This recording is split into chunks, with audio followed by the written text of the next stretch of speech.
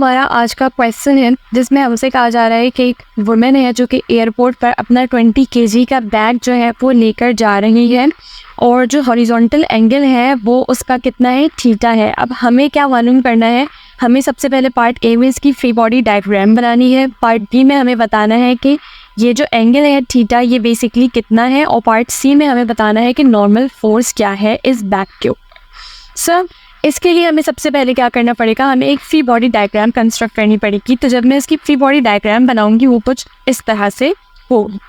इसको अगर मैं आप लोगों को इसके नीचे ही लाके एडजस्ट करके अब सिखाऊं, देखिए बेसिकली अब क्योंकि वुमेन जो है वो अपने बैग को खींच रही है तो यहाँ पर कोई ना कोई टेंशन फोर्स होगी इस जगह पे जिसको मैंने टी का नाम दिया हुआ है। ये एक नॉर्मल फोर्स होगी जो कि सरफेस उस सूटकेस के ऊपर अप्लाई कर रहा होगा, और डाउनवर्ड इसकी ग्रेविटेशनल फोर्स या जिसे हम कह सकते हैं वेट ऑफ द बॉडी वो होगा। अब यहाँ पे जो है इस तरफ ये काइनेटिक फोर्स ऑफ फ्रिक्शन है। अब ये इसकी डायरेक्शन इस तरफ क्यों है, क्योंकि ऑब्वियसली अगर वुमेन अपने बैग को इस तरफ खींच के लेके जा रही है यानी राइट की तरफ खींच के जा रही है तो मोशन ऑपोज कहाँ से हो रहा होगा, लेफ्ट तरफ से। तो इसलिए फोर्स ऑफ काइनेटिक फ्रिक्शन की डायरेक्शन लेफ्ट की तरफ है। हमेशा मोशन के ऑपोजिट होती है फोर्स ऑफ काइनेटिक फ्रिक्शन की डायरेक्शन।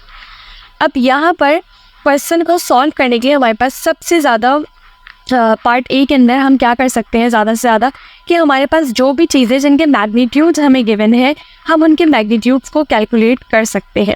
तो मैग्नीट्यूड कैलकुलेट करने के लिए मैं क्या कर सकती हूँ कि सबसे पहले हमें क्या गिवन है कि जो वुमेन है उसका बैग 20 kg का है। तो हम यहाँ से mg वाला क्वेश्चन इस चीज़ को सॉल्व कर सकते हैं। तो हम लिख सकते हैं 20 कि ये हमें मास गिवन है और ग्रेविटी हमें पता है 9.8 होती है।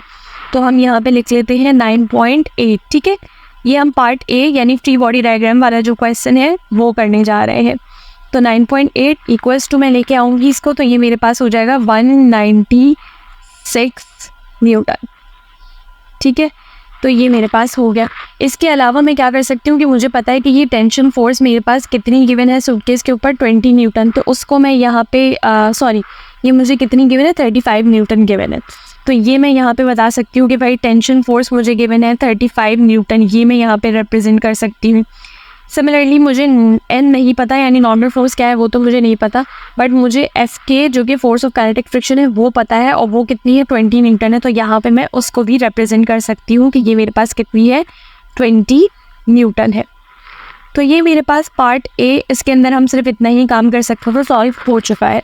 अब अगर मुझे इसका पार्ट बी सॉल्व करना है जो कि है कि मुझे बताना है कि ये हॉरिजॉन्टल एंगल कितना है, उसके लिए मैं क्या कर सकती हूँ कि सबसे पहले हमें ये करना होता है कि जो भी फोर्स मेरे पास एक सर्टेन एंगल पे होती है, जैसे कि ये वाली फोर्स जो टेंशन फोर्स है वो मेरे पास एक सर्टेन एंगल पे है, मैं इसको इसके कंपोनेंट्स में ब्रेक कर दूँ। तो अगर मैं इसको इसके कंपोनेंट्स में ब्रेक करूँगी तो मेरे पास कंपोनेंट्स इसके क्या हो जाएंगे, एक होगा एक्स और एक होगा वाई। तो अगर मैं किसी दूसरे मार्कर से लेके आपको दिखाऊँ तो देखिए this will be the x component towards this direction and this will be the y component।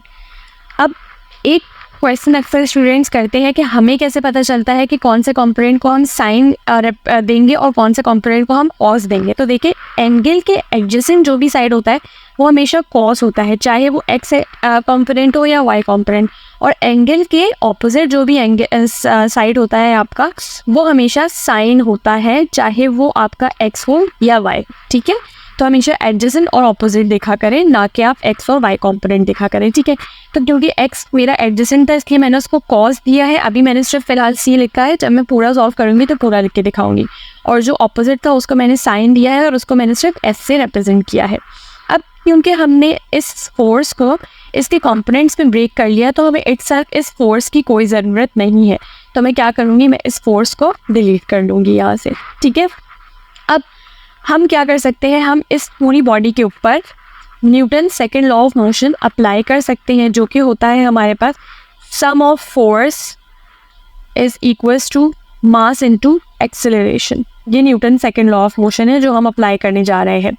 अब यहाँ पर अगर हम देखें तो हमें गिवन है क्वेश्चन में constant speed which means that acceleration will be equals to 0। So ये इक्वेशन मेरे पास क्या बन जाएगी, ये इक्वेशन मेरे पास बन जाएगी sum of force is equals to 0 because acceleration is equals to 0। तो मास कुछ भी हो उसने एक्सेलरेशन से मल्टीप्लाई होकर 0 हो जाता है। ठीक है, वेट, अच्छा अब यहाँ पर अब क्योंकि सम ऑफ फोर्स इक्वल है 0 के, तो इसका मतलब कि sum of forces along x component भी क्या है, वो भी 0 होगी, और sum of forces along y component भी क्या होगी, मेरे पास 0 ही होगी। ठीक है, क्योंकि ओवरऑल फोर्स मेरे पास क्या है, 0 है, तो भले एक्स कॉम्पोनेंट की फोर्स हो वो या वाई कॉम्पोनेंट की, उसमें 0 ही होना है। अब पार्ट ए में मुझसे कहा जा रहा है हॉरिजॉन्टल एंगल हमें बताना है। तो हॉरिजॉन्टल एंगल के लिए मैं क्या कर सकती हूँ कि जितनी भी फोर्सेस मेरे पास एक्स कॉम्पोनेंट में है उनको मैं ऐड कर लेती हूँ। तो पहले हम डायरेक्शंस की बात कर लेते हैं। जो भी फोर्स जो है मेरे पास राइट की तरफ है उसको मैं पॉजिटिव असाइन करूँगी, और जो लेफ्ट की तरफ है उसको मैं नेगेटिव। तो मेरे पास टूवर्ड्स एक्स डायरेक्शन 2 ही फोर्सेज हैं। एक है ये टेंशन का एक्स कॉम्पोनेंट जिसको मैंने पॉजिटिव दे दिया क्योंकि ये राइट डायरेक्शन टूवर्ड्स राइट है, और एक है एफ के जो कि टूवर्ड्स लेफ्ट है, तो इसको मैं कह देती हूँ नेगेटिव। तो अगर मैं इसकी इक्वेशन लिखूंगी तो मैं क्या लिख सकती हूँ, टी कॉस थीटा, ये टेंशन का कंपोनेंट है जिसको मैंने पूरा नहीं लिखा था, मैंने आपसे कहा था कि मैं सॉल्व करते हुए लिखूंगी। ठीक है, माइनस एफ ऑफ के इज इक्वल्स टू 0, ये लिख सकती हूँ मैं। ये बेसिकली मैंने इस इक्वेशन को पूरा ओपन करके लिखा है कि एक्स कंपोनेंट में कौन सी 2 फोर्सेस है, इक्वल्स टू 0। अब मुझे पता है टेंशन क्या है, मेरे पास टेंशन हमारे पास कितनी थी, 35, तो मैं लिख सकती हूँ 35 कॉस थीटा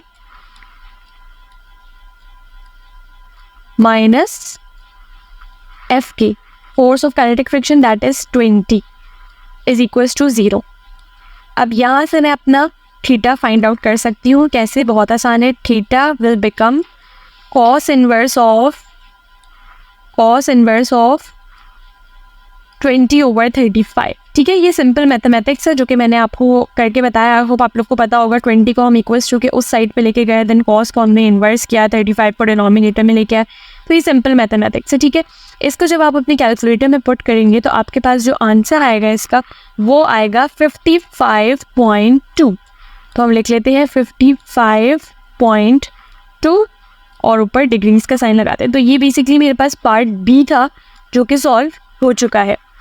अब पार्ट सी में हमसे कहा जा रहा है कि what is the magnitude of normal force on that the ground exerts on the suitcase. मतलब ये जो नॉर्मल फोर्स है मेरे पास, बेसिकली ये नॉर्मल फोर्स, इसका क्या मैग्नीट्यूड होगा। तो इसके लिए हमें sum of force along y axis 0, ये जो इक्वेशन हमने बनाई है ये ओपन करके लिखनी पड़ेगी।